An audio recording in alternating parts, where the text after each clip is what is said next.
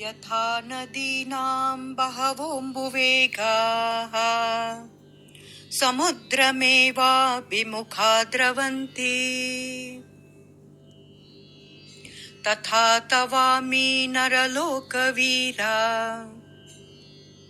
విశంతి వక్త్రాణ్యభివిజ్వలంతి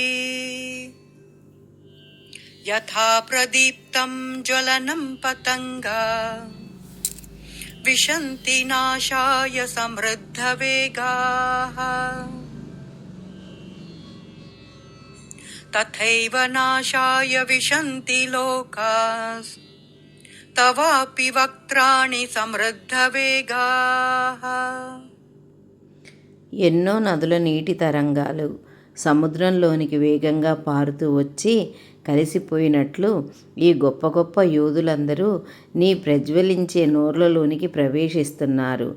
అగ్ని పురుగులు ఎలాగైతే అత్యంత వేగంతో వచ్చి మంటలో పడి నాశనమైపోతాయో ఈ ఒక్క సైన్యములు కూడా నీ నోరులోనికి ప్రవేశిస్తున్నారు.